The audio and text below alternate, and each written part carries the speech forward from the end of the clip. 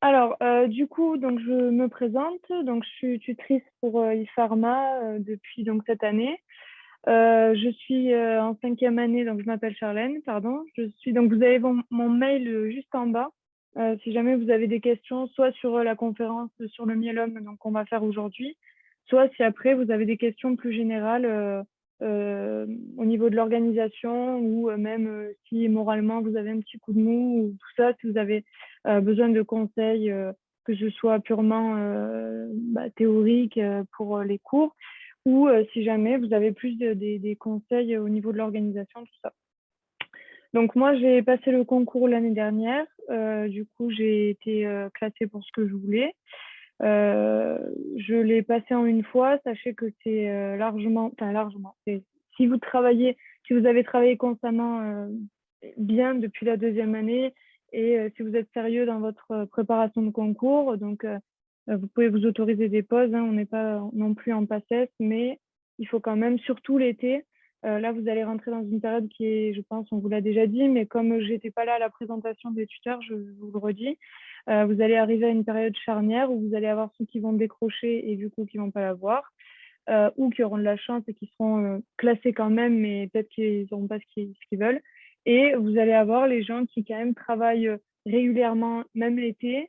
Alors certes, on peut s'autoriser peut-être plus de pauses en juillet-août, mais il faut quand même garder à l'esprit que ça dure de février à décembre et que forcément 2 mois sur 8 ou 9, c'est important et c'est là que ça va vraiment faire la différence.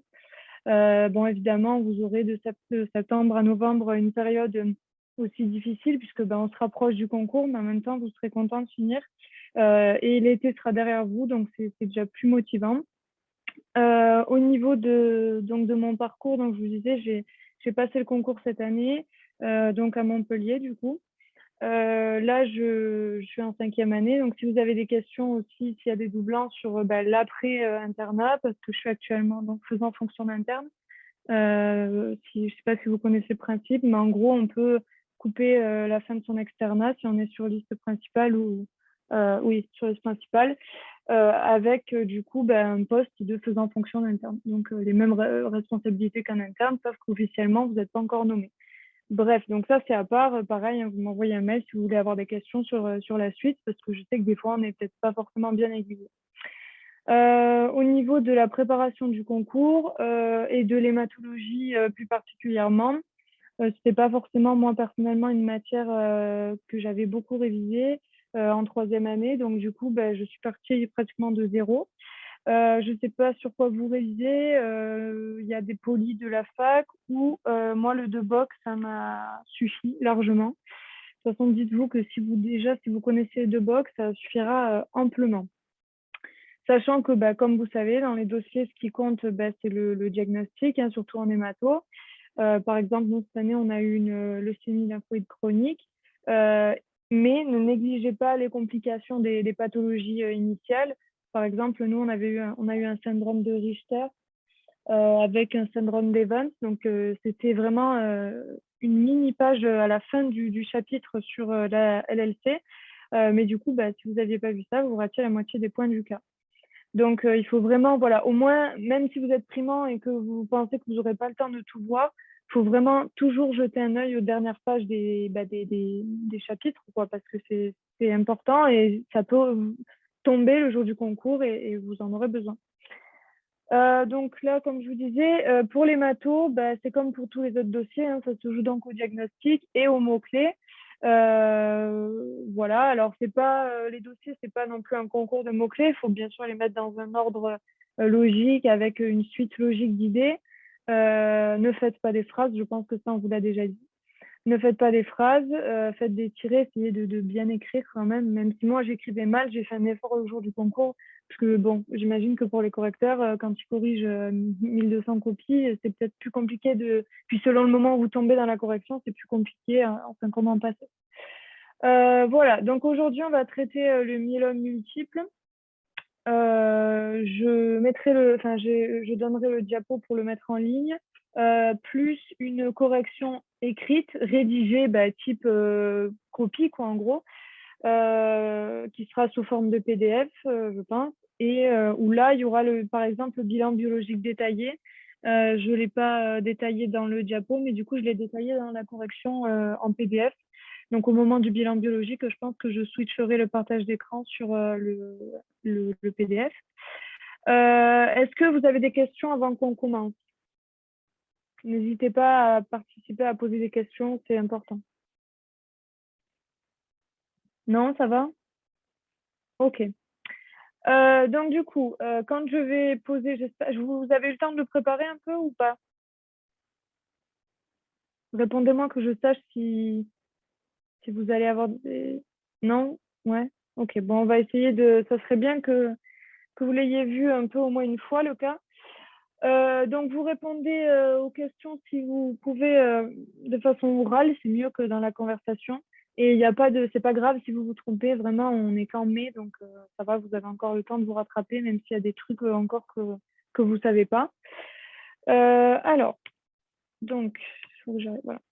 Donc, on avait monsieur. Alors, important aussi, quand vous allez, je pense qu'on vous l'a déjà dit aussi, mais je le redis, vous allez avoir 5 dossiers et les dossiers, ils seront de couleurs différentes, les sujets, et vous allez avoir des feuilles donc pour écrire votre dossier, votre réponse, aussi de couleurs. Évidemment, il y aura 5 dossiers, donc 5 couleurs. Attention, quand vous écrivez, quand vous rédigez, ne pas vous tromper de couleur. Que le dossier 1, si le sujet est orange, choisissez bien la feuille orange. Dans la précipitation, on ne sait jamais. Voilà, auquel cas, vous aurez 0 à 2 dossiers au moins. Donc, voilà. Donc ça, et voilà, il faut vraiment que vous sachiez vos points forts et vos points faibles. Ça, c'est très, très important, même pour le concours en général. Par exemple, moi, je sais que mes exercices, c'était pas mon fort. Bah, quand même, j'ai essayé d'en faire 2 heures par jour et au final, c'est pas si mal. Même si de base, vous pensez que vous êtes nul, il faut vraiment persévérer parce que c'est les petites choses. Mais pareil, pour les dossiers, si vous, par exemple, on peut enlever les agrafes. Les agrafes, il y avait des agrafes, je me rappelle pas. Bon, bref, oui, bah, surtout pensez aux couleurs. Ouais, donc surtout, pensez à revenir sur les cas si vous avez le temps. Alors, essayez de finir les 5, ça serait vraiment bien que vous puissiez au moins avoir mis 1 ou 2 phrases, même si le dernier cas, bah, vous le bâclez un peu, ça rajoute toujours des points.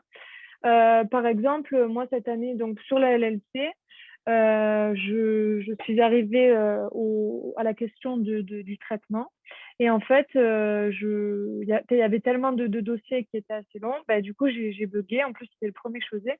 J'ai bugué et du coup, sur le coup, ça m'a paniqué. Mais en fait, après, je me suis reprise. Et heureusement, j'ai mis un peu de côté, en fait. Donc, mettez de côté ce que vous ne savez pas. J'ai vite pu finir les 4 autres dossiers. Et du coup, je suis revenue dessus et j'ai rajouté plein d'infos dans les autres questions. Il s'avère qu'en fait, c'était bon au final parce que le stade à laquelle le patient était, il ne nécessitait pas de traitement. Donc, on peut dire que j'ai un peu eu de la chance. Mais c'est important voilà, de bien revenir sur les autres dossiers. Si vous buguez, ne laissez rien au hasard. Il faut vraiment que vous rajoutiez tous les petits détails que vous connaissez. Alors, pas des trucs aberrants, il faut que ce soit cohérent, mais n'hésitez pas à revenir. Bref, je ferme la parenthèse. Donc, on revient sur le cas du myélome. Donc, oui, et juste dernier truc. Donc là, il y avait un cas. Après, j'ai préparé des QCM, donc je vous ferai connecter sur WooClap. Je pense que vous connaissez tous, hein, depuis qu'il y a le Covid, les trucs en ligne, ça va. Et du coup, ben, on les fera en ligne. C'est plus fun pour vous, si je peux dire, que sur mon diapo. Allez, donc Monsieur M, 72 ans, ancien agent pétrolier, est hospitalisé aux urgences pour fracture vertébrale consécutive à un traumatisme minime. Donc là, minime, c'est important. Pareil, quand vous lisez un énoncé, regardez bien les mots qui sont dits dans l'énoncé. Il indique qu'il a présenté des douleurs osseuses ne cédant pas au Doliprane, qu'il prenait souvent pour tenter de diminuer la gêne occasionnée. Donc, donnez 3 étiologies possibles pouvant provoquer des fractures spontanées. Donc, à votre avis, donnez-moi trois choses qui font que vous pouvez avoir des fractures spontanées, c'est-à-dire qui ne sont pas consécutives à des gros chocs. À quoi vous pensez?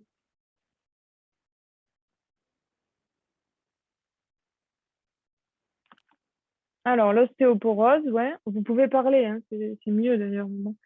Ostéoporose, donc cette ostéoporose, elle peut être, vous savez, due à l'âge, c'est-à-dire une ostéoporose, on va dire, sénile. Donc, je vous rappelle vite fait les critères, enfin les facteurs de risque d'une ostéoporose, c'est du coup les poids, les poids très faibles, donc les IMC inférieurs à 19, la vieillesse, le fait de fumer, le manque de sport. Alors, si vous voulez un petit mot-clé, donc on peut dire que l'ostéoporose, c'est une maladie à déterminisme infantile. Donc, en gros, ça se détermine dans l'enfance. On a vu des études, donc si on ne fait pas assez de sport, tout ça. Et c'est une maladie, l'ostéoporose, qui est à révélation gériatrique, c'est-à-dire qui se révèle plus vous avancez dans l'âge. Donc, l'ostéoporose, c'est une maladie de déterminisme infantile et de révélation gériatrique. Est-ce que vous vous souvenez de l'examen paraclinique? Là, je fais des petites digressions, mais comme ça fait réviser plusieurs chapitres. Est-ce que vous vous souvenez donc de l'examen qui permet de coter finalement l'ostéoporose? Ouais, le T-score, et du coup, c'est l'ostéodensitométrie. Pareil, quand vous indiquez une technique, si vous pouvez parler un peu du principe, là, je crois que c'était absorption biphotonique des rayons X à travers les os, et du coup, ça rajoute des points en plus, même si on ne sait jamais évidemment sur quoi est basée trop la notation, même si des fois la grille, elle sort après le concours. Voilà, c'est toujours bien de dire, en fait, il faut montrer que vous savez des choses.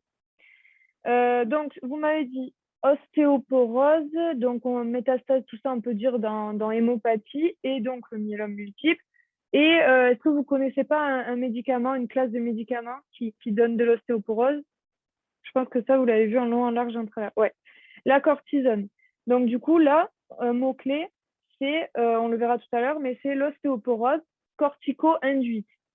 Ça, c'est important quand vous dites une pathologie, si elle est d'origine iatrogène, si elle est d'origine maligne, tout ça. Donc là, l'ostéoporose, elle est cortico-induite. Donc, induite par le traitement corticoïde. Au final, c'est une ostéoporose de iatrogène. Alors, donc, ouais, les hyperthyroïdies aussi. Donc là, moi, je vous en ai mis d'autres. Après, il y en a d'autres, mais bon, j'en fous, on vous en demande 3, vous en mettez 3. Donc, iatrogène, traitement au long cours par corticothérapie et les inhibiteurs de pompe à protons, on a vu dans des récentes études qu'en fait, il y avait des risques de fractures spontanées s'il y avait une prise au long cours, puisqu'il faut savoir que les IPP, ils sont relativement jamais arrêtés, en fait. On les donne, comme c'est souvent aux personnes âgées et tout ça, on les donne et puis en fait, il n'y a aucun clinicien qui pense à les enlever. Souvent, ça arrive. Ensuite, les hémopathies malignes, par exemple, donc on va le voir avec le myélome multiple. Des causes métaboliques avec l'ostéoporose, l'hypocalcémie ou autres maladies des os de verre, ça c'est au programme. Et donc, ouais, l'hyperthyroïdie, c'est bien aussi. Vous me dites si il y a des questions, tout ça, vous m'arrêtez. Alors, commenter le bilan biologique suivant. Donc, on va faire, alors là, j'aimerais bien vous partager l'autre truc. Alors, attendez, je vais juste vous partager le bilan biologique. Voilà. Bon, du coup, il y aura déjà les réponses, mais normalement, à ce stade, alors attendez, je vais vous partager ça. Partager l'écran. Vous me dites toujours hein, si vous voyez.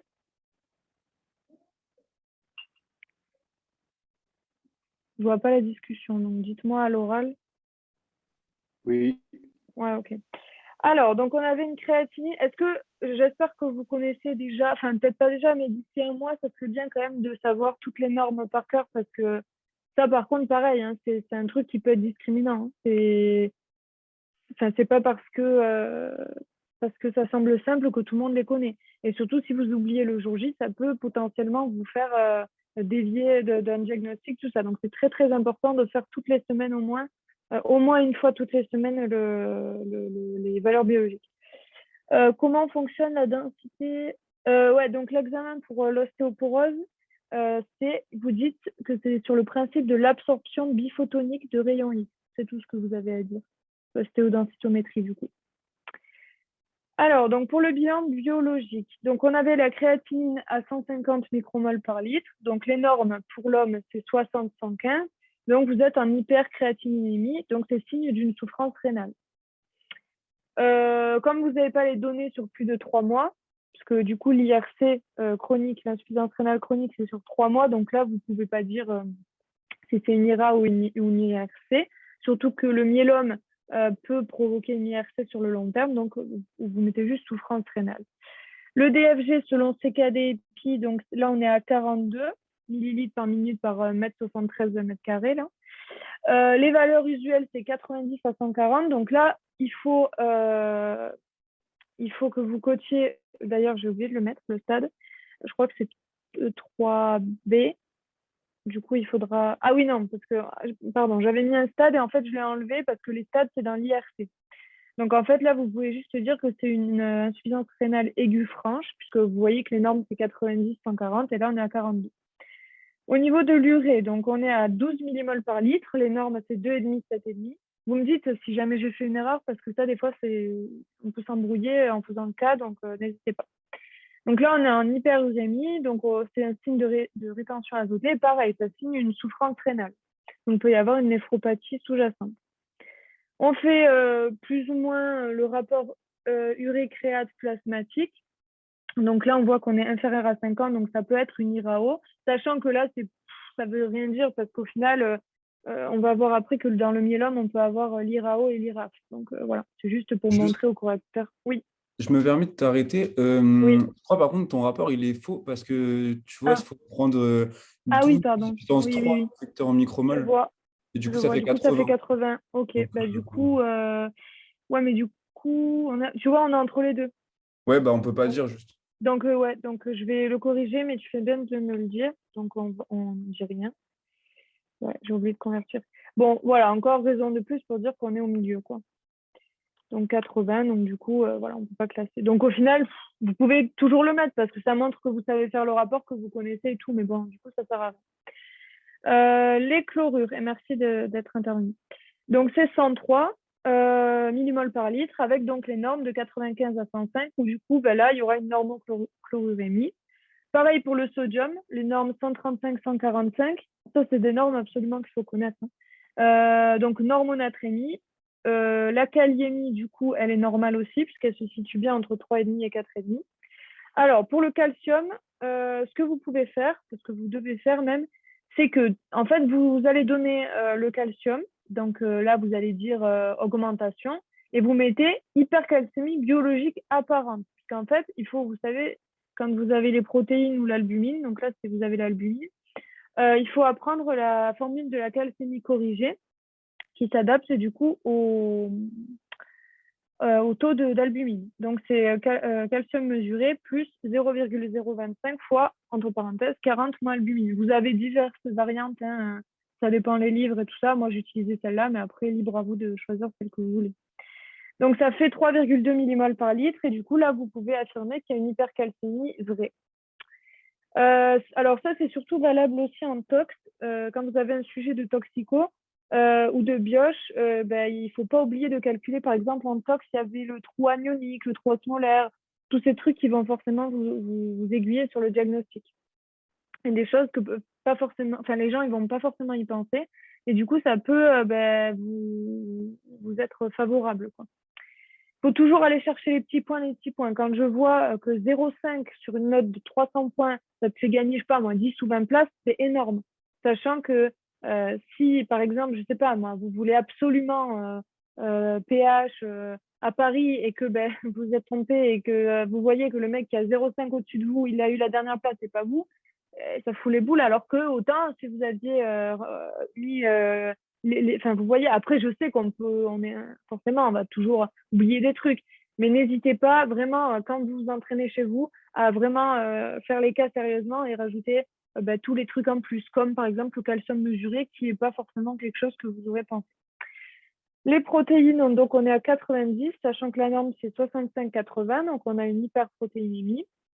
La protéinurie, elle est de 2 grammes par 24 heures, donc supérieure à 500 mg par 24 heures. On peut dire que c'est une protéinurie clinique et qu'il y a une néphropathie qui est sous-jacente, donc que le rein, en fait, va laisser passer des protéines. Donc, il est potentiellement altéré.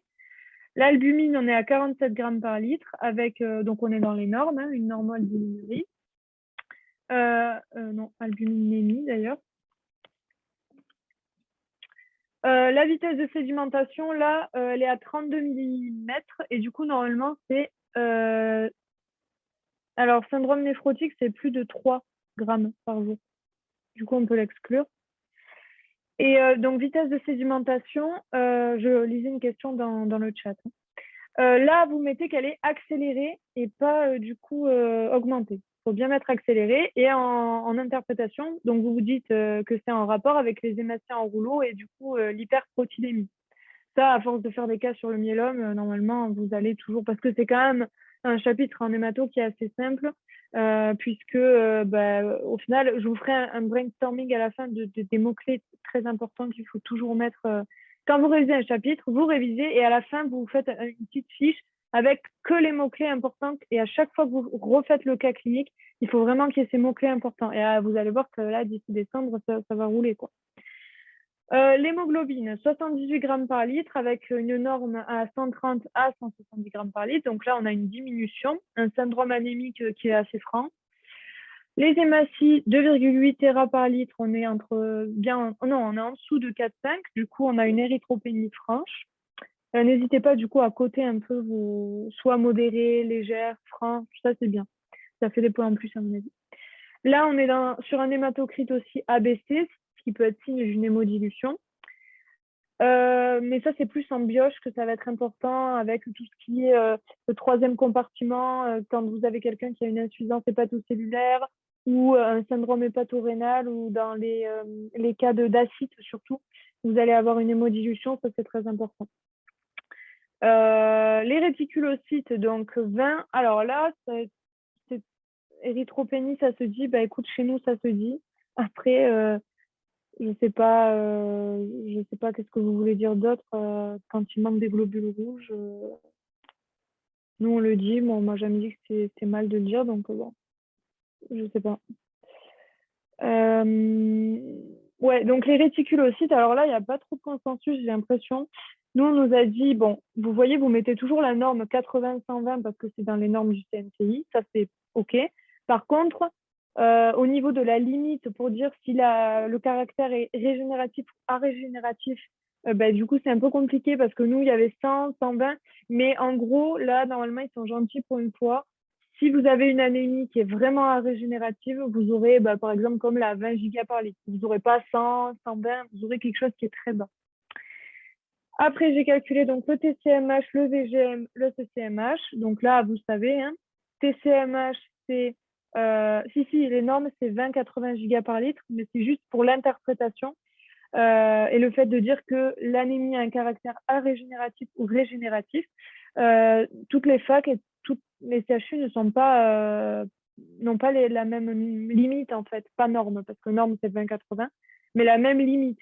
C'est 60, 20, mais je te dis, si vous donne un cas, ce sera 20 ou 30. Quoi. Donc ensuite, caractérisez bien, attention à l'anémie, ça c'est très important. Avec donc le TCMH qui se calcule avec l'hémoglobine sur les hématies. Donc là, on est à 27,85 picogrammes, c'est entre 27 et 32, donc c'est normal. Le VGM, hématocrite sur hématie, ça c'est pareil, ça va vous indiquer. Alors, quand vous voyez un énoncé et que ça vous parle directement, là vous voyez, on a vu, c'était quoi l'énoncé? C'était ancien agent pétrolier avec des douleurs rebelles antalgiques. De suite, vous ne devez même pas avoir commencé le cas que vous devez comprendre que c'est le myélome. Alors, mes valeurs normales des réticulocytes, on n'écrit pas. Si, dans les valeurs normales, vous écrivez 20-80, c'est dans l'interprétation. En fait, vous n'écrivez pas la limite 100-120. Vous écrivez juste dans les valeurs normales 20-80. Ah, pardon, oui, je me suis trompée. Je ne comprenais pas. Ah non, c'est 80-120. Pourquoi vous me dites 20-80? Oui, voilà, c'est plus en pratique. En gros, dans ta norme, tu mets 80-120. Et dans ton interprétation, si c'est en dessous de 100, mais ce sera toujours en dessous de 100 si c'est à régénératif. En gros, ce sera 20 ou 400, tu vois, ou 130. C'est plus... si vous, de toute façon, dans tous les cas, vous allez avoir sûrement, si vous mettez une anémie, ce sera forcément soit une anémie féritrive, soit, elle va être régénérative et du coup, vous aurez des réticulocytes très bas. Ça, faut pas trop se poser la question sur ça. Et une TCMH, donc hémoglobine sur hématocrite, donc là, on est toujours dans les normes, donc c'est normal. Les plaquettes entre 150 et 450. Euh, Attendez, vous me faites douter là. Les normes, c'est 20-80. J'ai peut-être confondu. Je vais essayer de retrouver dans le deux box parce que là, du coup, je ne peux pas switcher l'écran. Vous voyez, ça s'oublie vite. Donc, tac, tac, tac. Je ne trouve pas. Ah, voilà. Réticulocyte, oui, pardon, 20-80. J'ai changé. Hop. Ouais, tu as raison. Donc, vous mettez 20-80 dans les valeurs usuelles. Voilà. Si c'est réticulocyte 100 ou 120, ça dépend des facs, c'est régénératif. Si c'est moins de 20, c'est arégénératif. Mais putain, ouais, du coup, là, je vous ai mis diminuer. Pardon. Du coup, je change. C'est 10. Je changerai dans l'énoncé. Bon, en gros, si c'est arégénératif, ce sera très bas. C'est ça que je veux dire. Et dans tous les cas, vous savez très bien, comme je vous disais juste avant du coup de cette histoire, quand vous voyez agent pétrolier, tous les caractéristiques du myélome, il faut de suite se dire que normalement, il y a de grandes chances, 90% de chances que votre anémie elle soit normochrome, normocytaire, arégénérative. Ensuite, donc les plaquettes et les leucocytes, généralement, ils vont être normaux. Donc là, c'est ce que j'ai indiqué dans le tableau avec les normes. Les PNN vont être normaux aussi. J'ai inversé les normes et hop. Et ce qu'on observe du coup. Merde. Les monocytes normaux, et par contre, on voit qu'il y a un pic de gamma, enfin non, on voit pas un pic, on voit qu'il y a une augmentation de gamma globuline. Et du coup, vous pouvez dire dans l'interprétation hypergamma-globulinémie, et vous pouvez dire que c'est une gammapathie. Donc ça, je vais vous remettre du coup, comme on a fini le bilan, le diapo. Donc, vous pouvez dire que c'est une gammapathie monoclonale. Ça, c'est très important. C'est un des mots-clés principaux pour, du coup, le myélome. Est-ce que ça va pour l'instant? Oui? Moi, j'aurais juste une question par rapport aux Oui. insuffisances rénales. Ouais. Du coup, c'est les 10 Attends, je t'entends mal. Je t'entends pas.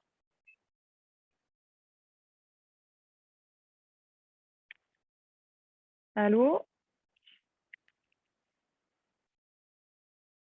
Bon, ben tu me... Oui, là, du coup, on ne peut pas dire que c'est chronique parce que chronique, c'est sur 3 mois. Et du coup, tu peux dire que tu dis juste que c'est une insuffisance rénale aiguë, ça suffira, puisque du coup, tu n'as pas le reflet sur 3 mois. Après, si on te dit il avait les mêmes normes il y a 3 mois, oui, là, tu peux dire que c'est une insuffisance rénale chronique. Dans le cas en fait, le myélome multiple, ça dépend à quel moment Non, c'est pas forcément aigu. Si par exemple, dans l'énoncé, on t'avait mis il y a 3 mois, il avait le même bilan biologique. Ben là, tu peux dire que ton insuffisance rénale aiguë, elle est passée à chronique. Mais si ça ne dure pas plus de 3 mois, tu peux pas. On peut mettre gammapathie monoclonale à partir. Alors, tu peux pas dire monoclonale, puisque du coup, tu n'as pas fait encore l'électrophorèse. Mais je pense que tu peux dire gammapathie, puisque du coup, à partir du moment où tu as des immunoglobulines qui sont au-dessus du seuil, c'est qu'il y a une pathologie. En tout cas, que oui, il y a quelque chose de gammapathie, donc la maladie, entre guillemets, des globulines. Donc, je pense que oui. Peut-être pas monoclonale, du coup, parce que c'est vrai qu'on n'a pas encore fait le diagnostic. Ok. Non, ah oui, non, mais alors ça, c'est l'insuffisance rénale qui entraîne une chronique, qui entraîne l'hypocalcémie. Alors, ça va, c'est sûr que d'ailleurs, c'est dans le livre de biochimie, il me semble que c'est une des exceptions. D'habitude, c'est hypocalcémie, mais du coup, c'est contrebalancé avec l'hypercalcémie du myélome multiple. Donc, au final, tu peux avoir des patients qui vont être en gros normocalcémiques dans le myélome, puisque ton hypocalcémie va être compensée par l'hypercalcémie de ton myélome. Alors, on va avancer un peu. Du coup, devant ces résultats, on réalise un myélogramme. On retrouve un taux d'envahissement plasmocytaire à 15%. Donc là, ça doit vous faire penser du coup au seuil.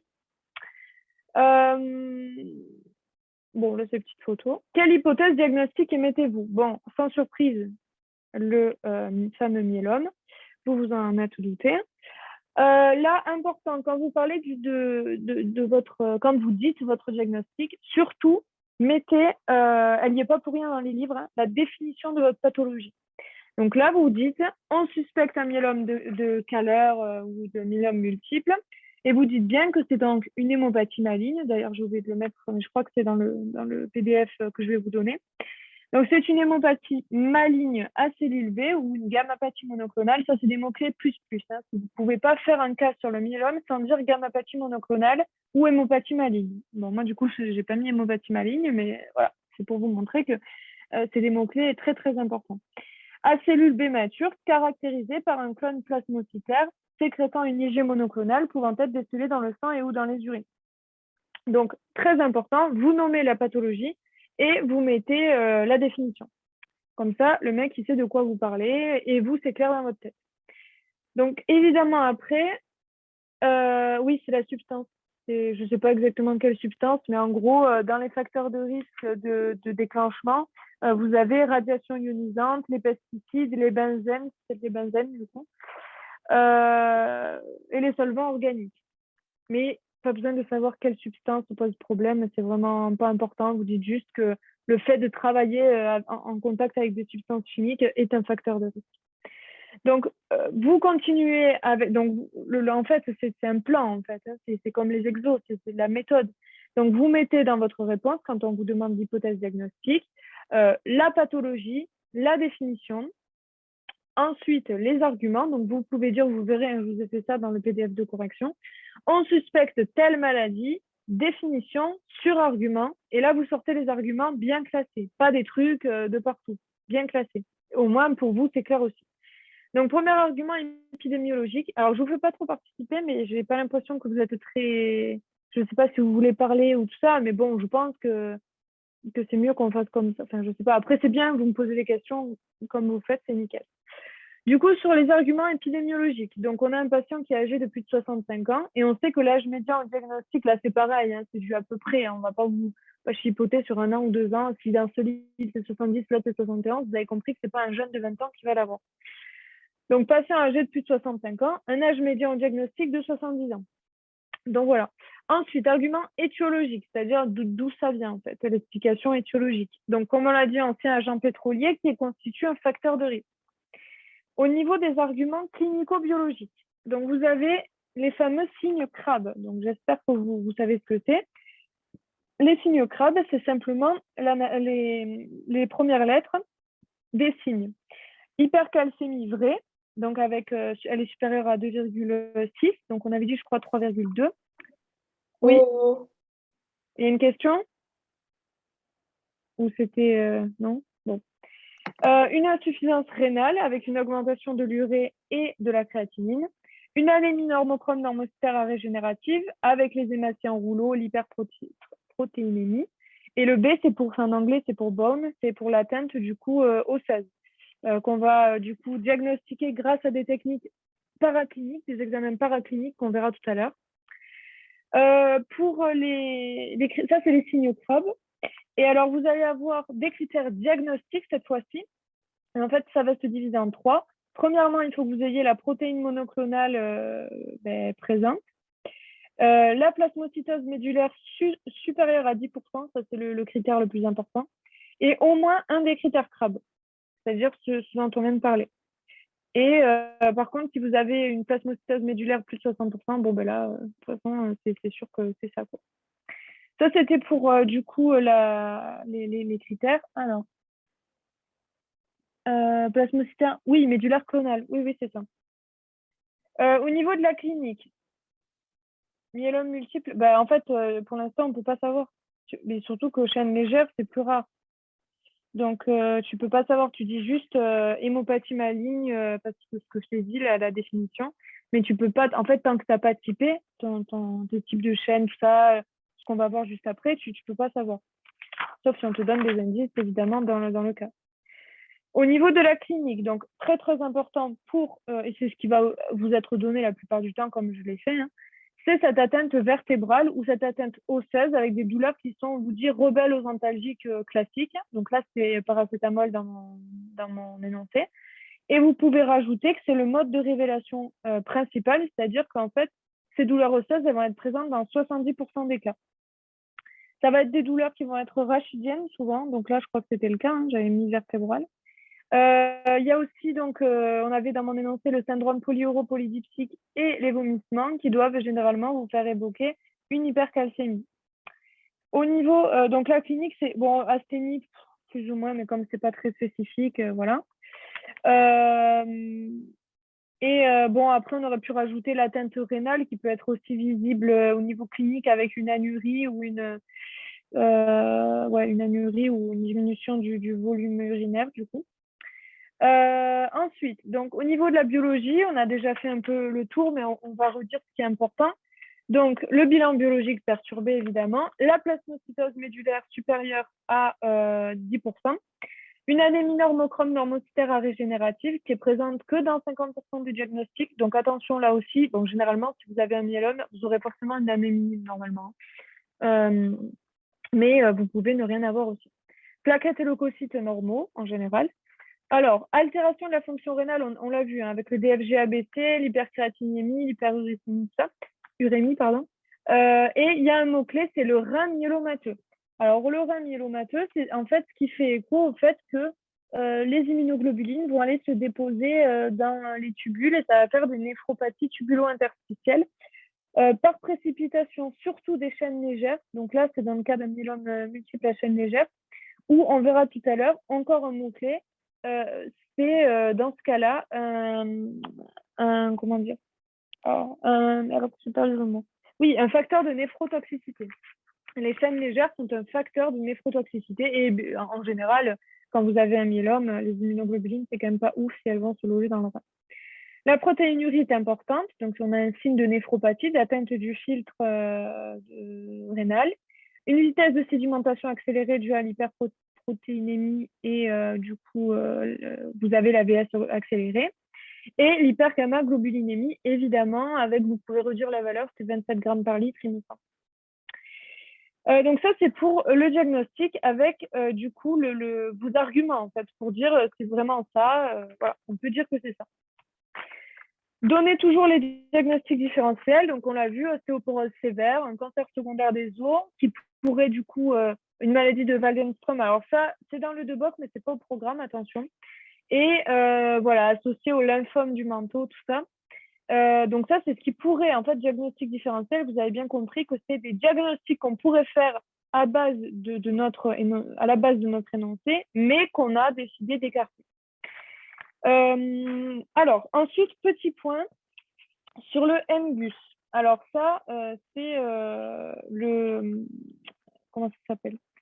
Le MGUS, en gros, c'est les gammapathies monoclonales de signification indéterminée. Donc ça, peut-être qu'un jour, comme ils sont un peu vicieux ces dernières années, ils peuvent vous faire tomber un cas où vous allez avoir quelque chose qui va ressembler à un myélome, mais où vous trouvez surtout une plasmocytose médulaire inférieure à 10%, où vous n'avez pas de signe de Crabbe, et une protéine monoclonale augmentée, mais moins de 30 grammes par litre. Donc ça, en fait, c'est le stade juste avant le myélome.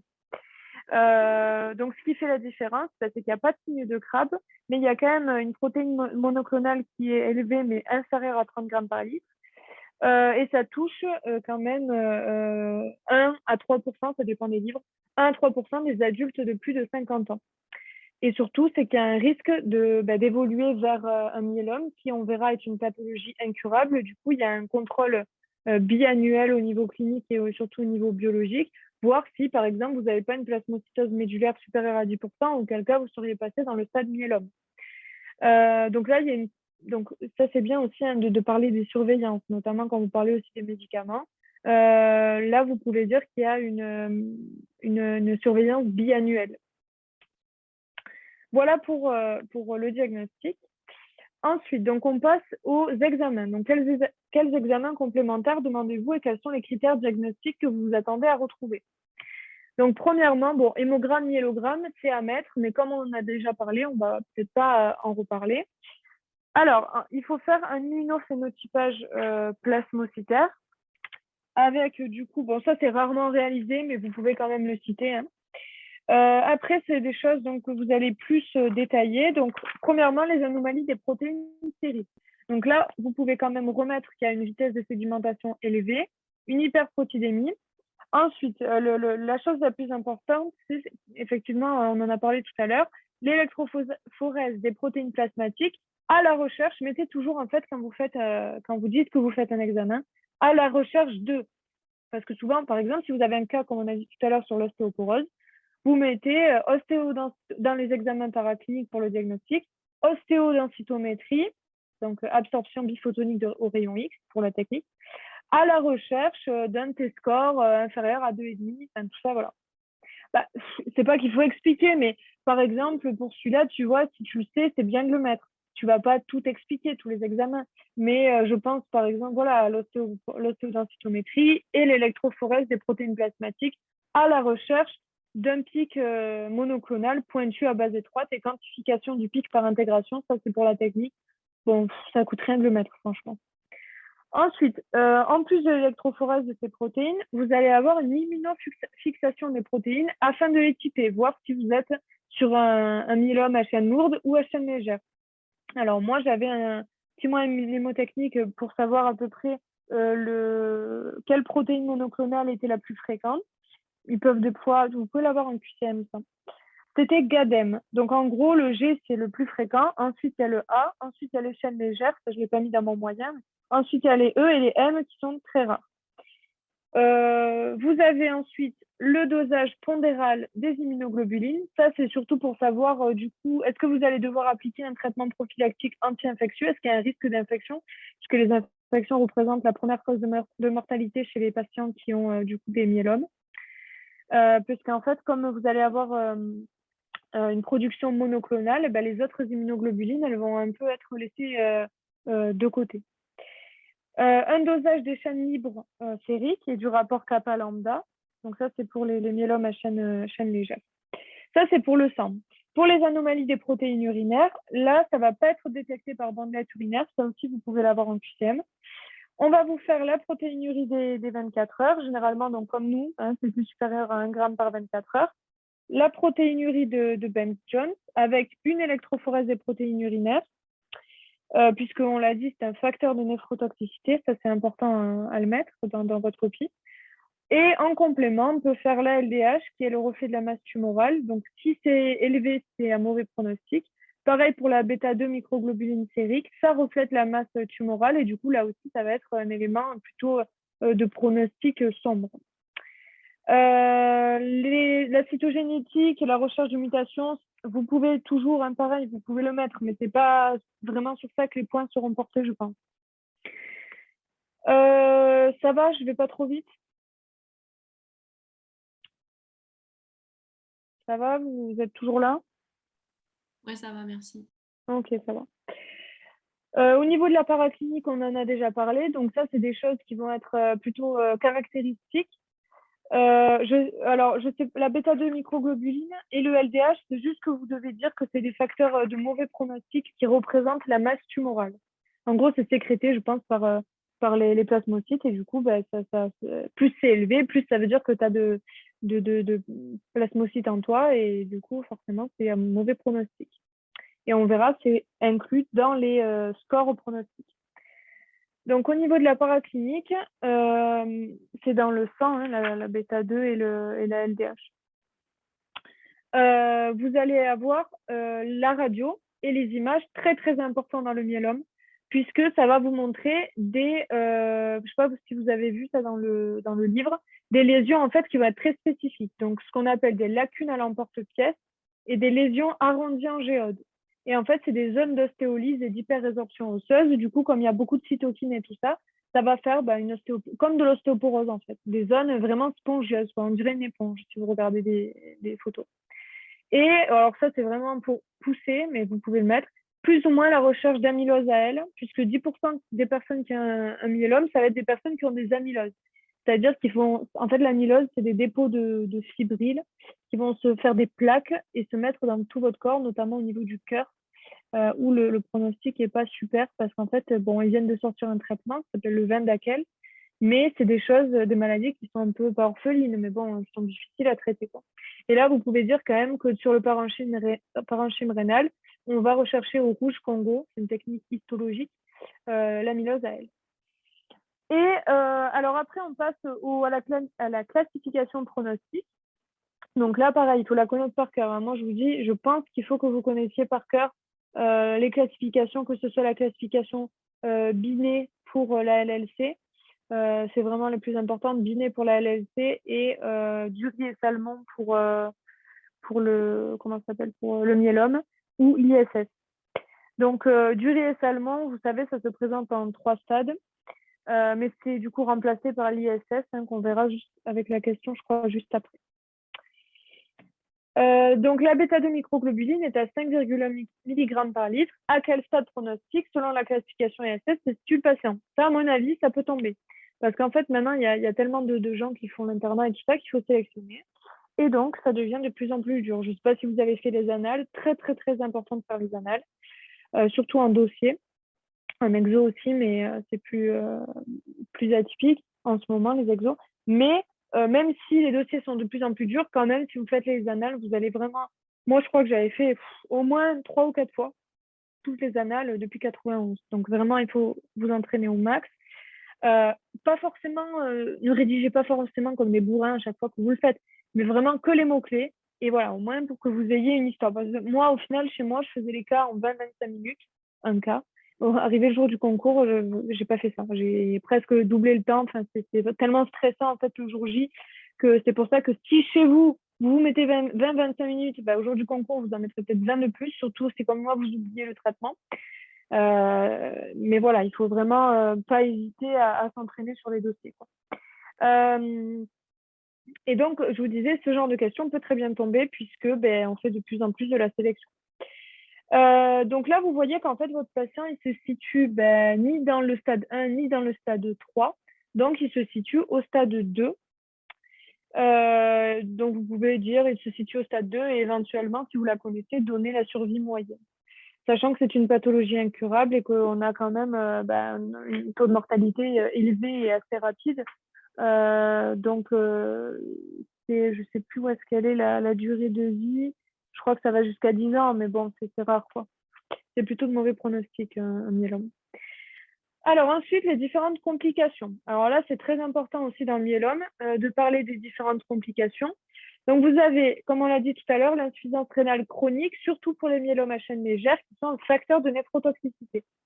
Ensuite, une atteinte cardiaque qui peut être liée donc à l'hypercalcémie, et plus ou moins si le mec a une amylose AL en plus du myélome, puisque je vous ai dit que 10% des gens qui ont un myélome présentent une amylose AL. Des atteintes osseuses avec des fractures, ça c'est, comme on l'a dit dans la première question du cas, c'est notamment lié au phénomène d'ostéolyse, d'hyperrésorption osseuse, un peu similaire à l'ostéoporose.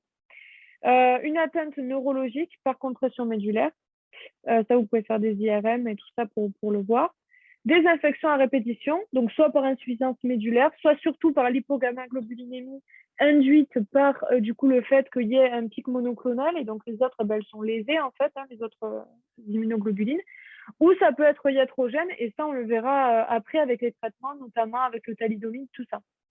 Et on a une insuffisance médulaire sur la lignée érythrocytaire, mais bon, dans tous les cas, dites-vous qu'il y a des cytopénies quand même relativement fréquentes.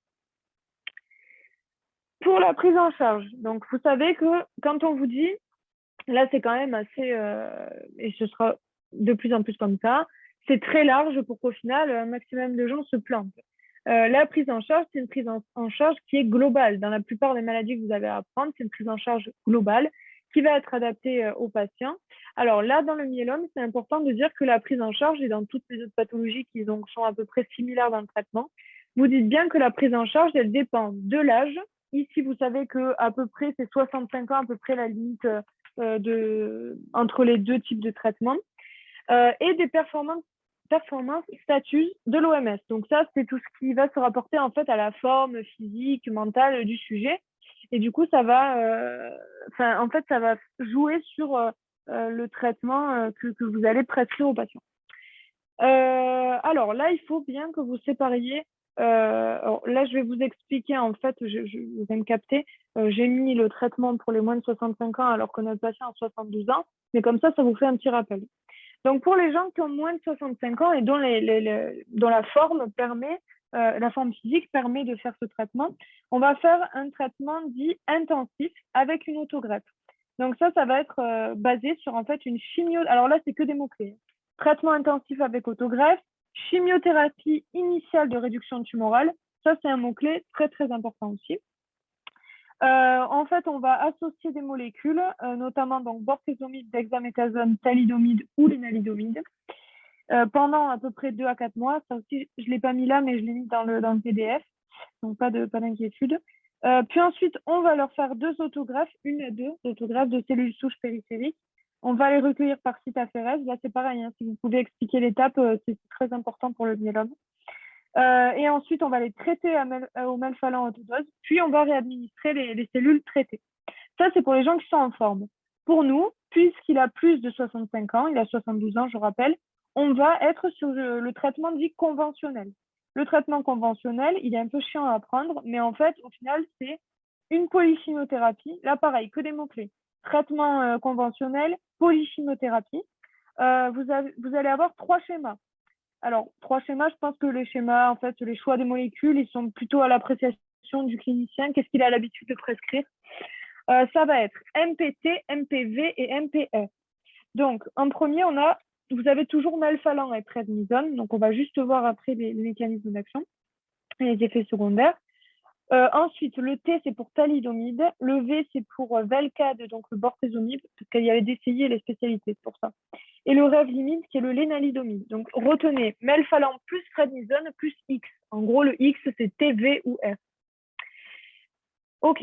Alors, ensuite, quand vous parlez de traitement, il faut vraiment que vous mettiez à chaque fois, et vraiment à chaque fois, même si c'est les corticoïdes, on s'en fout, que ce soit surtout pour les antibiotiques, pour comme là, les anticancéreux, tout ça, 3 choses. Bon, le nom, ça, on ne le compte pas, on le sait. Ça va vous être demandé. Donc, le mécanisme d'action, le plus ou moins l'indication. Donc ici, ce serait myélome multiple chez une personne de plus de 65 ans. Et vous auriez mis traitement conventionnel, polychimiothérapie. La durée, donc là, c'est 12 à 18 mois. Et surtout, le mécanisme d'action et évidemment les effets secondaires. Vous allez aussi mettre les règles hygiéno-diététiques et le bilan pré-thérapeutique. Le bilan pré-thérapeutique, bon, alors notre prof qui a corrigé a dit que ce n'était pas utile de tout mettre. Oui, mais le problème, c'est que tu ne vas pas être corrigé que par cette prof. Et imagine, cette prof, elle n'est plus au CNCI cette année.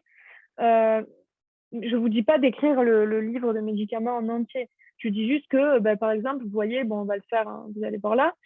Bortezomib, inhibiteur du protéasome, ça va aller quand même. Je pense que vous pouvez le mettre, c'est important. C'est pas, ça mange pas de pain, comme on dit. Donc, effet indésirable, cytopénie, neutropénie, neuropathie périphérique. Déjà, si vous mettez bortezomib, inhibiteur du protéasome et cause de cytopénie, c'est déjà bien.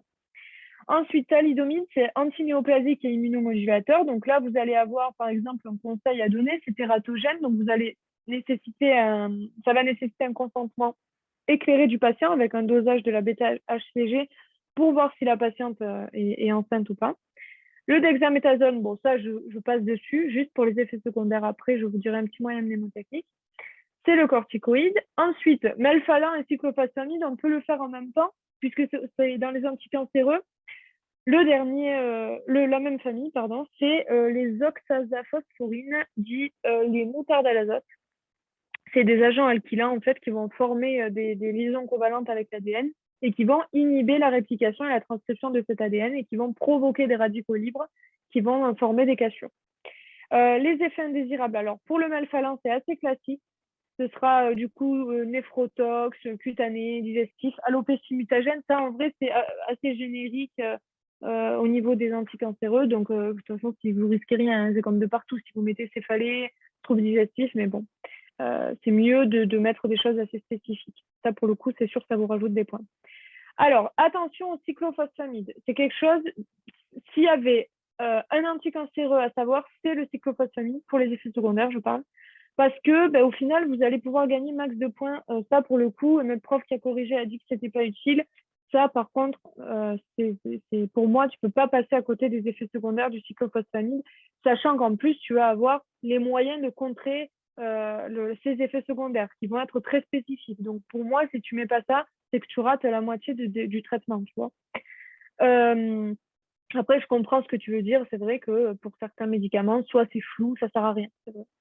Donc, le cyclophosphamide, c'est pareil, hein, c'est un agent alkylant. Je ne reviens pas sur le mécanisme d'action, c'est la même chose. Par contre, attention, les effets indésirables, il y en a deux très, très importants. Le premier, c'est la toxicité vésicale de la vessie, avec 3 choses à mettre, la cystite microbienne, la fibrose vésicale et le cancer vésical.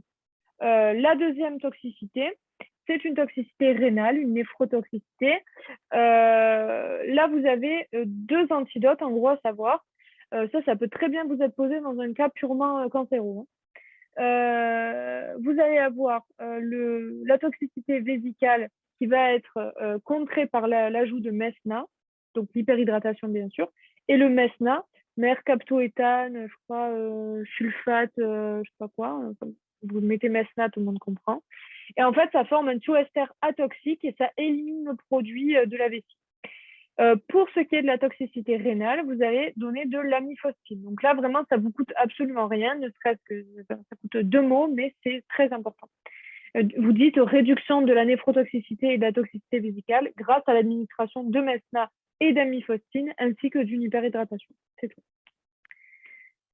Alors, j'ai fait une petite diapo en plus pour un petit moyen mnémotechnique. Si vous regardez, là, on est sur les effets secondaires des glucocorticoïdes. Ça, par contre, il ne faut pas passer à côté. Hein. Vraiment, alors, vous pouvez déjà indiquer quand vous avez une corticothérapie au long terme qu'il faut faire un bilan pré-thérapeutique, c'est-à-dire un bilan avant d'administrer cette corticothérapie au long cours, puisque comme vous le savez, cette corticothérapie au long cours, elle a de nombreux effets secondaires qu'on va voir et ça peut déséquilibrer, par exemple, un diabète qui n'aurait pas été décelé alors.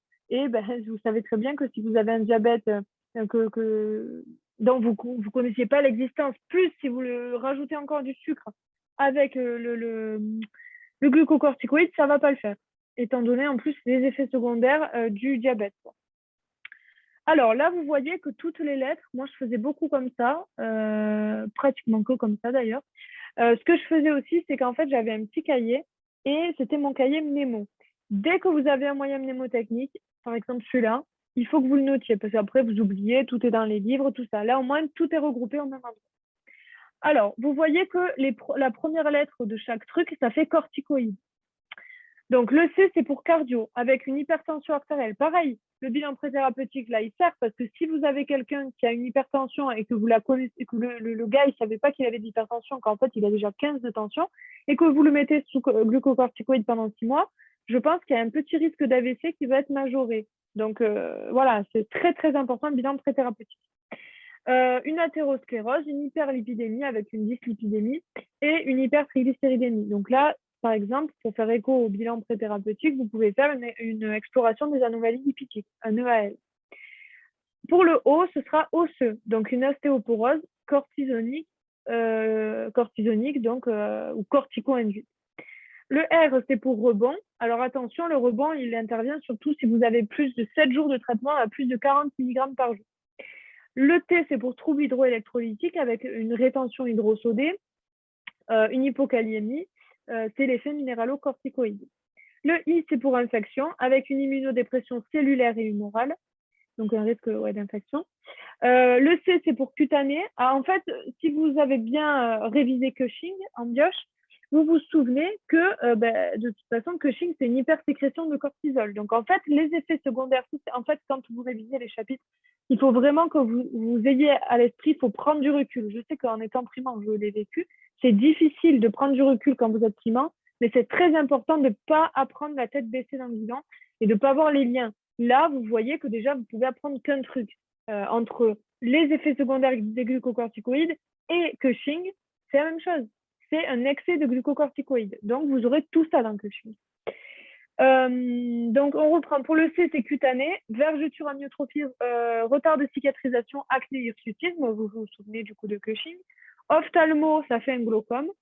Insomnie, alors ça, oui, bon, c'est un effet secondaire, mais c'est plutôt comme à prendre comme un conseil à donner, à prendre avant 17 heures. Un diabète cortico-induit de type 2 avec une hyperglycémie, bien sûr. Au niveau de l'estomac, ça fait des gastrites et des ulcères et un risque de sevrage. Donc ça, c'est voilà, vous voyez, ça fait corticoïdes, c'est un moyen très simple de retrouver tous les effets secondaires. Et là, je vous garantis que c'est sûr que vous pouvez tomber sur une question bête, hein, mais si vous en oubliez quelques-uns, ou je sais pas, vous avez un trou de mémoire, là au moins c'est clair. Ensuite, on passe à la prise en charge symptomatique et spécifique des complications. Donc là, on a dit qu'il y avait un risque d'insuffisance rénale chronique. Donc là, on est à fond sur l'hydratation, le traitement de l'hypercalcémie. Là, pour le coup, c'est vrai que l'hypercalcémie, ce ne sera pas relatif à l'insuffisance rénale. Je n'aurais pas dû mettre ça comme ça, mais plutôt du coup au myélome. Et une hémodialyse, si vraiment on a une insuffisance rénale chronique qui est terminale. Vous pouvez me rappeler le seuil de DFG pour l'insuffisance rénale terminale? Vous pouvez parler, hein. 15, bon, ok. 15 minutes par minute, très bien. L'atteinte cardiaque, qui va être, donc, comme on l'a dit tout à l'heure, hein, liée à l'hypercalcémie, avec une surveillance cardiologique, une hospitalisation en urgence cardiologique si jamais, les biphosphonates et les corticoïdes pour l'hypercalcémie. L'atteinte osseuse avec fracture douleur, bon ça vous vous en doutiez, on l'a vu depuis le début, et on va pouvoir la prendre en charge avec des biphosphonates. Donc c'est, vous savez, les analogues de pyrophosphate, ça je vous laisse aller voir dans le livre aux médicaments, qui vont être donnés pour pour l'ostéoporose, mais là on le donne dans un but en fait à visée antalgique. Alors on n'a pas détaillé le moyen d'action, le mode d'action, mécanisme d'action, pardon, mais c'est donné à visée antalgique. Voilà. Alors, quand vous dites aussi, quand vous donnez un traitement, dites la visée, si vous pouvez le dire. Là, par exemple, biphosphonate à visée antalgique. Pour l'atteinte neuro, bon, on n'est pas neurologue, donc vous mettez spécifique, hein, c'est pas vraiment, on ne sait pas. Par contre, ça, on le sait puisqu'on est pharmacien. Donc, infection à répétition, vous donnez évidemment des IG polyclonales en IV de soutien immunitaire. Ça aussi, mot-clé. Soutien immunitaire. On peut faire aussi une antibiothérapie de chaque épisode infectieux, qui est évidemment documentée. D'abord probabiliste, puis documentée quand vous avez le germe. Une vaccination très importante, la vaccination, puisqu'on oublie souvent dans la prise en charge, il n'y a pas que la prise en charge médicamenteuse, il y a aussi la prise en charge symptomatique des complications. Et là, ce sera plutôt à visée prophylactique, en fait, avec la vaccination antigrippale, antipneumococcique et anti-hémophilus. Est-ce que vous vous souvenez dans quel groupe de pathologie on donne, c'est en biochimie, on va conseiller cette vaccination?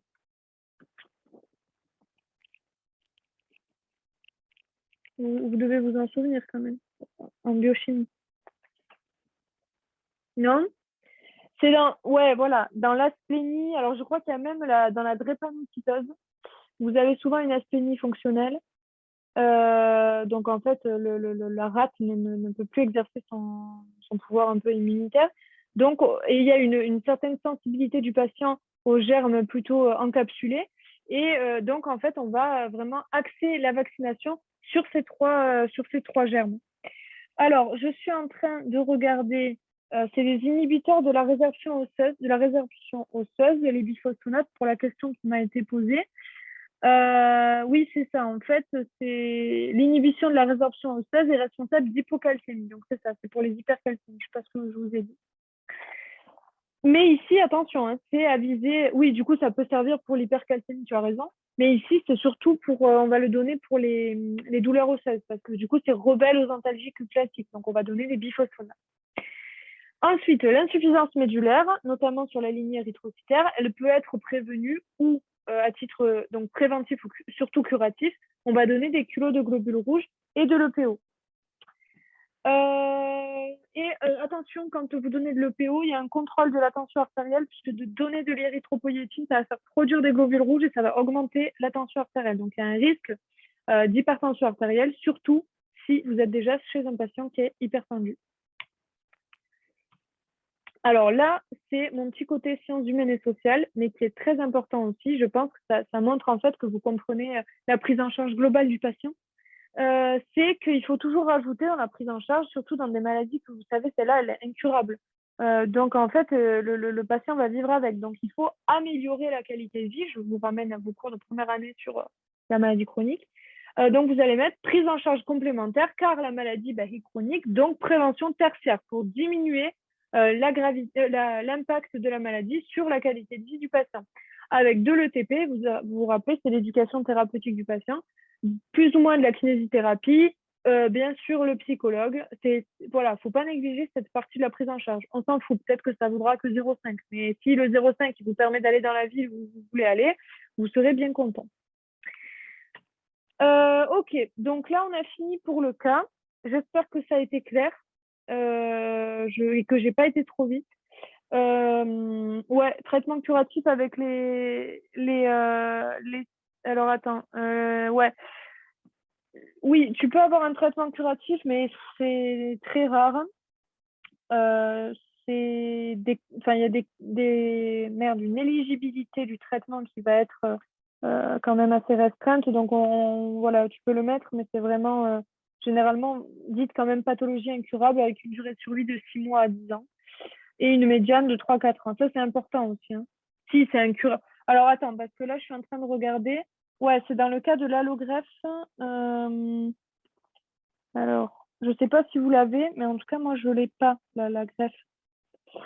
Je ne sais pas si vous avez vous dites quoi? Ouais, en fait, c'est incurable, oui, effectivement. Pour les moins de 65 ans, ouais, ok. Mais en tout cas, ouais, mais regarde, pour les plus de 65 ans, elle est incurable. Donc là, dans le cas de notre patient, tu peux mettre pathologie incurable pour le coup, parce qu'il va avoir le traitement conventionnel. Ok. Alors, connectez-vous du coup sur WooClap pour les QCM avec ce code. Donc, je vais arrêter le partage et je vais aller sur WooClap pour lancer du coup le truc et vous me dites si vous avez accès, quoi. Si vous voyez la première question surtout.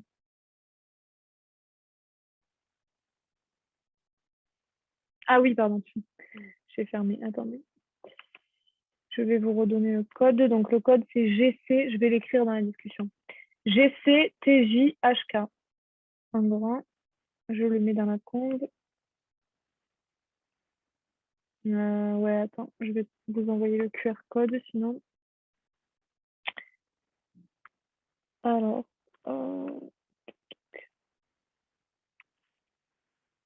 Normalement, vous allez recevoir le QR code en capture d'écran.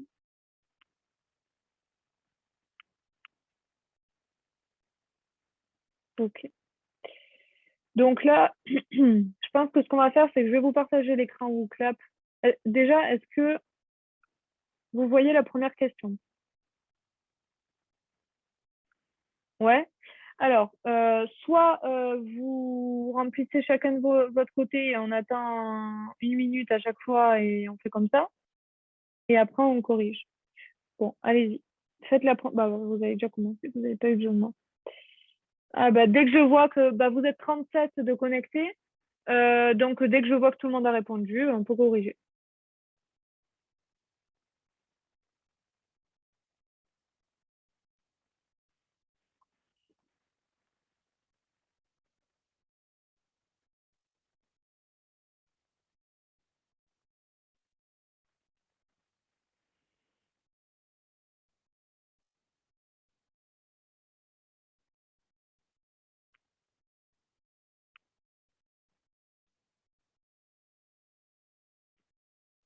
Donc là, il reste 3 personnes. Je ne vous mets pas la pression. Hein. Par contre, pour les QCM, vous avez relativement le temps le jour du concours. Après, c'est pareil, hein, ça devient un peu n'importe quoi. On a eu une question de physio cette année. Bon, c'est qu'un QCM, mais bon, du coup, ça fait moins ça. Sur la coupe, à quel endroit fallait couper la moelle épinière pour ne plus avoir de sensibilité motrice, plus sensitive du côté droit. Voilà, c'était un peu type QCM PACES. Bon. Donc, il faut s'attendre à tout. Allez, il en reste 2.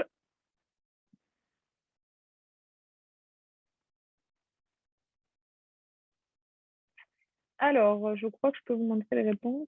Vous voyez. Alors, quels peuvent être les facteurs de risque d'apparition d'un myélome multiple? Donc, le MGUS, on l'a vu, hein, c'est les gammopathies monoclonales indéterminées, signification indéterminée. L'exposition au benzène, la génétique et l'âge avancé. Là, l'LC n'est pas un facteur de risque de développer le myélome. On passe à la deuxième question. Allez-y.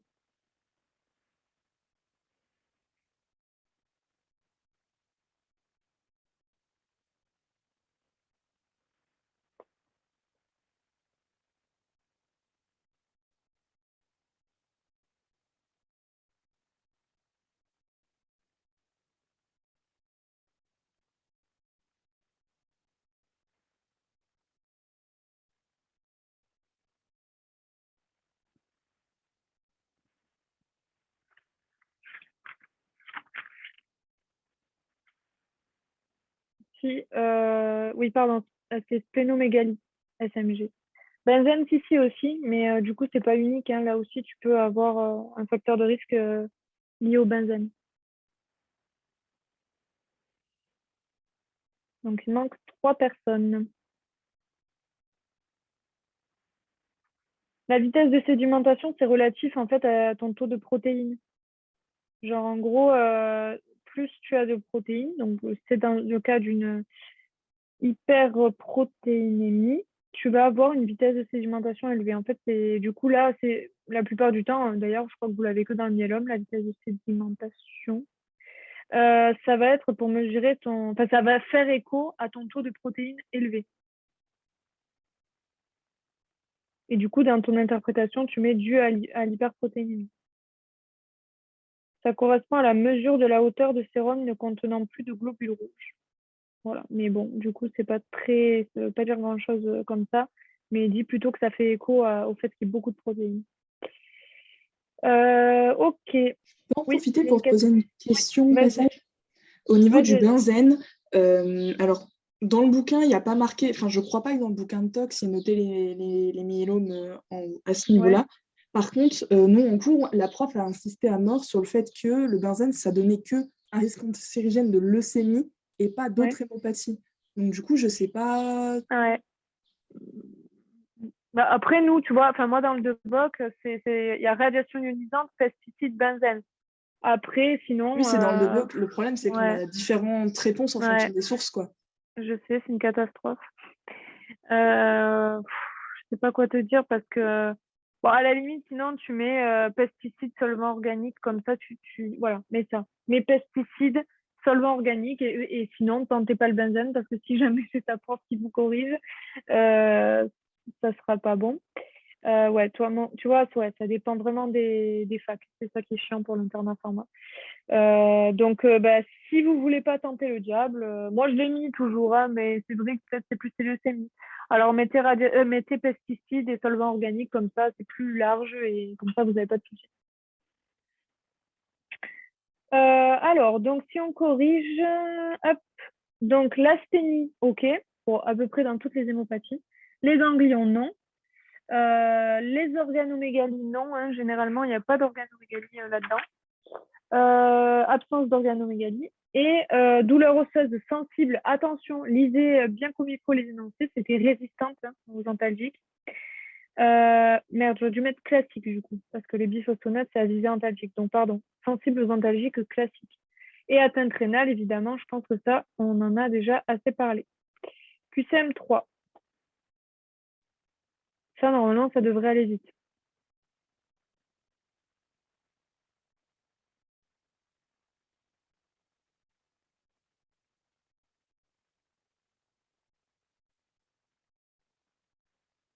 Ok, Théo, donc pour toi, c'est bon. C'est aussi le benzène.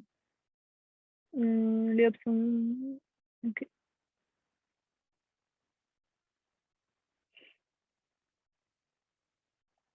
Allez, il manque 10 personnes. Là, attention, hein, parce qu'entre régénératif, arégénératif, voilà. Quand vous lisez les QCM, allez-y doucement, vous avez le temps. Pas de ouf non plus, mais un peu le temps quand même de faire attention à ça.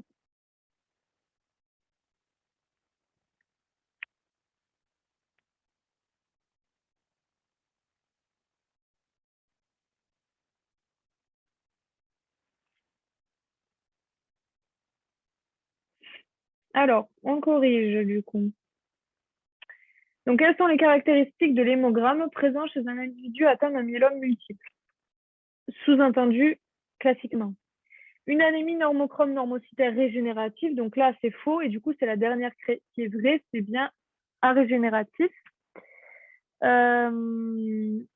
Ensuite, des hématies en rouleau dues à l'hypoprotidémie, non, c'est l'hyperprotidémie. De toute façon, les hématies en rouleau, c'est dû à l'hyperprotidémie.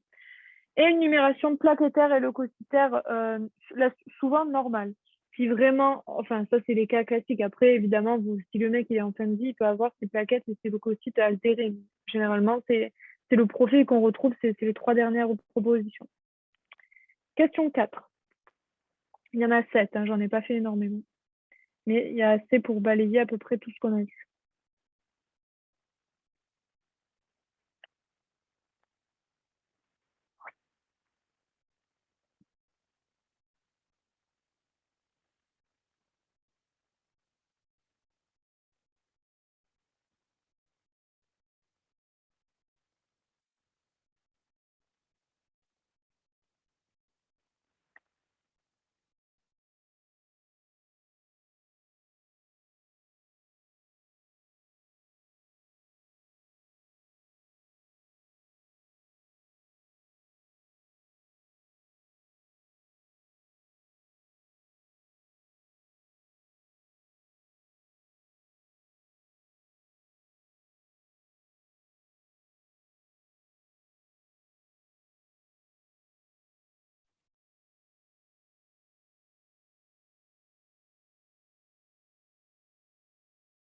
Ah, j'ai arrêté de partager mon écran. Du coup, je vais le repartager pour que vous voyez en même temps. Donc, il manque 3 personnes. À part si elles ne veulent pas répondre. Donc, du coup, à propos des anomalies des protéines sériques, on retrouve une vitesse de sédimentation diminuée. C'est faux, c'est accéléré d'ailleurs. La gammapathie monoclonale est le plus souvent portée sur le type d'IgA. Ça, c'est faux. Je vous ai dit, d'après mon moyen mnémotechnique, si vous vous en souvenez, c'est GADEM. Donc, G en premier. À l'électrophorèse des protéines sériques, on observe un pic monoclonal pointu. Oui. La quantification du pic monoclonal se fait par intégration. Oui, ça paraît bête comme phrase, mais voilà, vous pouvez l'avoir en QCM. Les anomalies des protéines urinaires sont détectables par les bandelettes urinaires, c'est faux. On passe au QCM 5.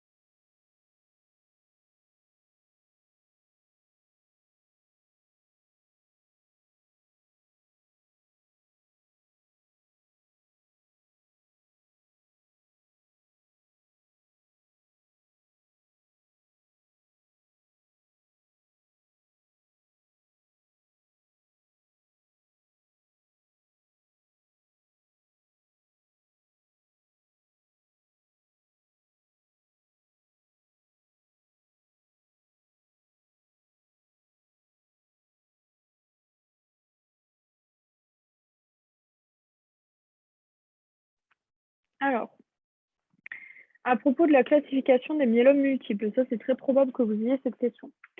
Celle de Duret-Salmon comporte 4 stades. Donc ça c'est faux, c'est 3. La classification de Binet, alors déjà on s'arrête là, parce que Binet c'est la LLC. Une hémoglobine supérieure à 85 grammes par litre évoque un stade 3. Non, c'est inférieur du coup à 85 grammes par litre. La mesure du taux de bêta-2 microglobuline sérique reflète la masse tumorale. Oui, on l'a dit. Le stade 2 de la classification de Duret-Salmon correspond aux patients dont les myélomes ne peuvent être classés dans les catégories 1 ou 3. C'est vrai. Donc ça, vous avez été relativement bon. Donc j'espère que c'est parce que vous avez bien compris le cas et que vous avez bien compris ce que j'ai dit. Excuse-moi, juste, Ouais. est-ce que tu peux faire la différence entre la classification de Dury-Salmon et la ISS révisée là? ISS, ouais. Parce que Alors, pour moi, il n'y a pas ouais, de vas-y. stade justement dans la Dury-Salmon. C'est plutôt sur sur plusieurs critères autres que bêta-2, microglobuline, etc.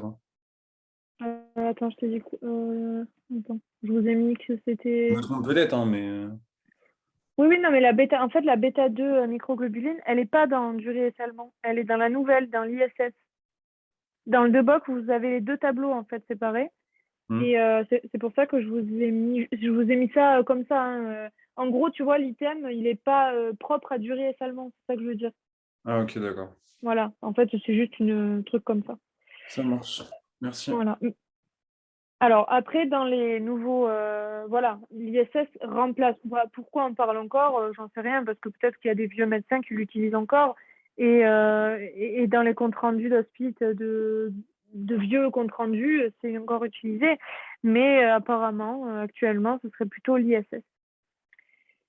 Alors, et dans le stade 3 de l'ISS, et non, il n'y a pas d'albumine. Moi, j'ai cherché tout à l'heure, mais il n'y a pas d'albumine. Apparemment, il n'y a que la bêta-2 microglobuline sérique qui, supérieure à 5,5 mg par litre, serait déjà assez mauvaise pour estimer une survie médiane de 29 mois. Donc, je pense que voilà, il n'y a pas d'albumine.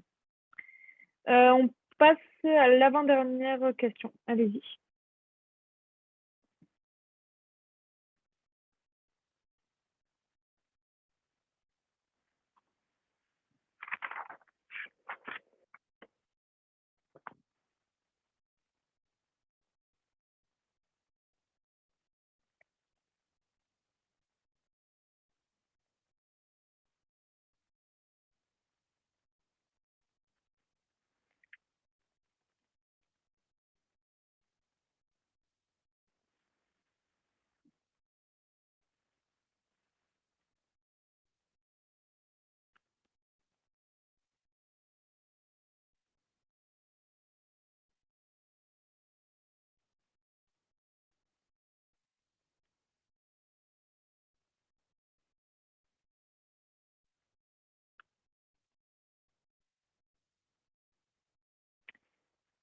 Alors, du coup, à propos du...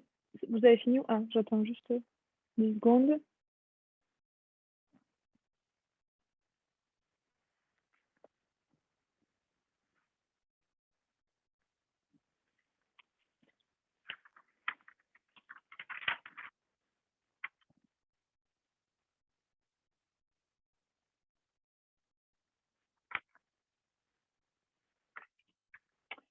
Alors, du coup, si on corrige, on ne traite que les myélomes symptomatiques. Alors oui, ça peut paraître, parce qu'en soi, c'est qu'une anomalie biologique, si vous voulez. Donc, tant qu'il n'y a pas de manifestation, enfin, de signes cliniques trop importants et qu'on est sur une surveillance biannuelle importante, au final, on le traite un peu comme un MDUS.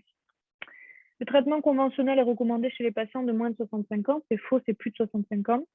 Le traitement intensif avec autogreffe comporte notamment une phase de cytaphérèse et de traitement de CSP au melphalan haute dose. C'est vrai. C'est une pathologie incurable, oui. Et le traitement conventionnel peut être à base de melphalan, prednisone, thalidomide pendant 2 mois. Non, le traitement conventionnel, c'est 12 à 18 mois. Et la dernière question, donc à propos du MGUS, du coup.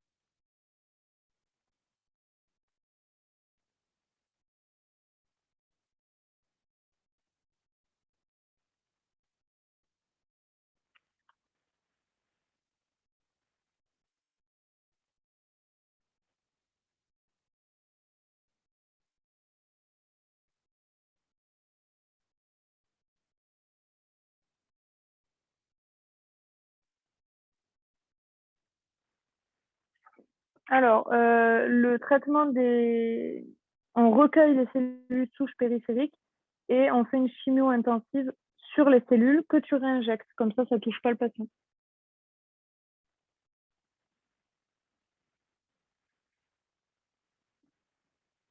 Oui, mais du coup, là, le melphalan, c'est. Bah, écoute, le melphalan, c'est pour le préserver pour comment te dire, en dernière ligne. Mais là, sur les cellules, en tout cas, moi, ce que j'ai, c'est traitement intensif avec autogreffe. C'est bien le melphalan que tu utilises, mais du coup, c'est que sur les cellules et pas sur le mec. Donc, c'est pour ça, peut-être. Tu peux redire. Alors, le traitement conventionnel, c'est le traitement pour les plus de 65 ans qui est composé donc de melphalan plus prednisone plus X, là, vous savez, thalidomide ou bortezomib ou lénalidomide. En gros, traitement conventionnel, c'est celui des vieux, quoi.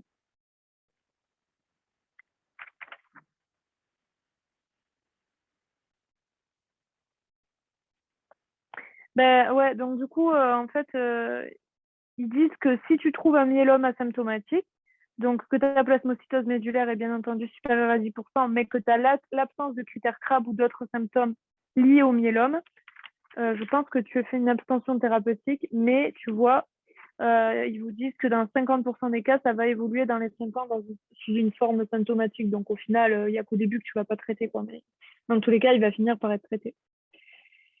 Alors, au niveau des réponses, donc à propos du MGUS, cela concerne 10 à 20% des personnes de plus de 50 ans. Alors là, c'est variable, mais c'est plutôt de 1 à 3%, maximum 4. Il est diagnostiqué devant une IG monoclonale plus de 30 grammes par litre, donc c'est faux, c'est inférieur du coup à 30 grammes par litre. La plasmocytose est forcément inférieure à 10%. Ben oui, sinon c'est un myélome, par définition. Donc, voilà pourquoi il faut savoir aussi les définitions. Et ça, surtout, j'insiste en bioche sur le syndrome néphrotique. Définition biologique strictement, comparée au syndrome néphritique. Et donc, ce syndrome néphrotique, c'est biologique pur. Et là, c'est très important de savoir les 3 critères biologiques. On retrouve des douleurs osseuses, attention, rebelles aux antalgiques, ouais, dans le myélome, mais là, on parle du MGUS. On retrouve une anémie normochrome normocytaire arégénérative, ouais, dans le myélome, mais pas dans le MGUS. Donc là, c'est pareil.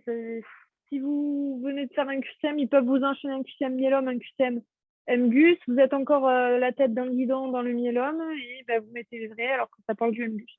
Donc, j'ai pas fait dans les prochaines conférences. Alors, normalement, je ferai, je crois, en juillet, infection avec Jean-Joseph. Les infections chez la femme enceinte et le nouveau-né. Ensuite, je crois que j'en ai une sur les pneumopathies en juillet, il me semble aussi. Et après, plus tard, 2 de tox. Il reste un QCM. Ah oui, effectivement, il reste un QCM. Attends, je croyais que j'en avais fait que. Oui, pardon. Donc, répondez pardon au vite et j'espère qu'il n'y a pas trop de personnes qui sont déconnectées. Non, ça a l'air d'aller. Donc, désolé. Ouais, on va faire la dernière.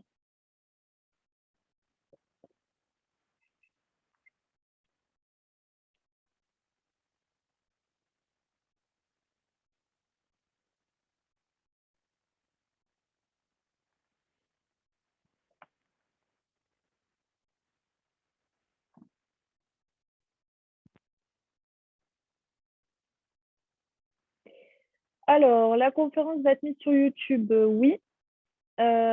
Du coup, alors je ne sais pas trop les délais, quand est-ce que ça va être mis. Est-ce qu'on a accès à tes diapos? Bien sûr, je vais vous l'envoyer de suite. Alors, je pense qu'elle va le mettre de toute façon. Ah, quoique peut-être pas. Du coup, je vous l'envoie, ce sera plus simple. Si vous pouvez le télécharger, c'est bon. Juste, vous corrigerez. Alors, je ne sais pas si j'ai corrigé. Non, je ne sais plus si on avait corrigé un truc là-dessus. Je crois pas qu'il y ait d'erreur. Je crois que c'était sur le PDF au niveau du bilan bio qu'il y avait une erreur. Vous me dites. Ah ouais, c'était les réticulocytes, mais c'est sur le PDF, donc ça, à la limite, je l'enverrai ce soir, mais quand je vais corriger les trucs. Vous avez bien reçu le diapo, du coup? Même si je pense qu'elle va me mettre en ligne, au moins vous l'avez direct. Comme ça, si jamais vous voulez revoir un truc vite fait. Ok, ça va. Donc, on passe à la correction. Alors, à propos des complications du myélome.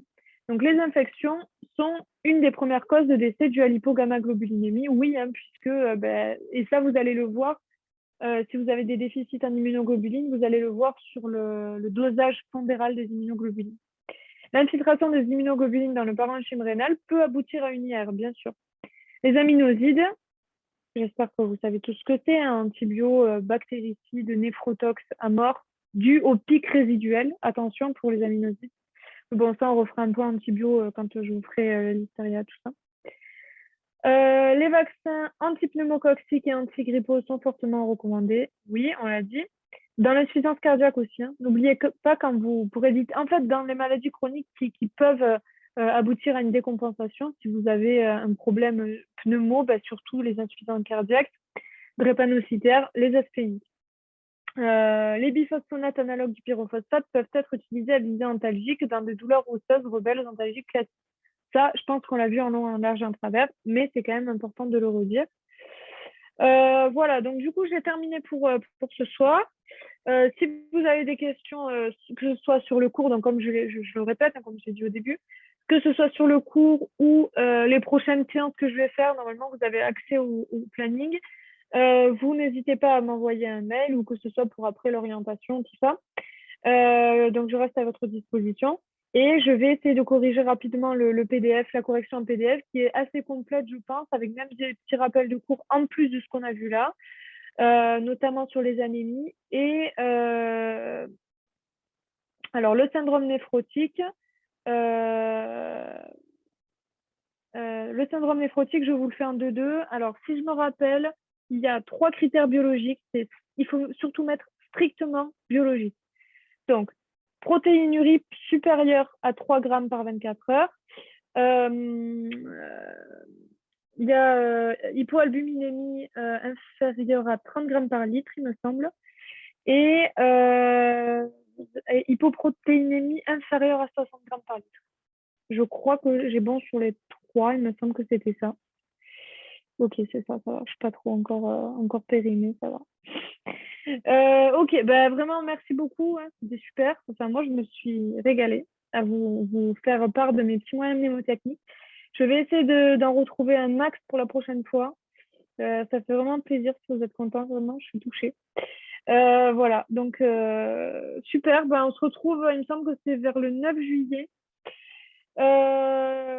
Arrêtez, je suis émue là, trop chou. On se retrouve le 9 du coup.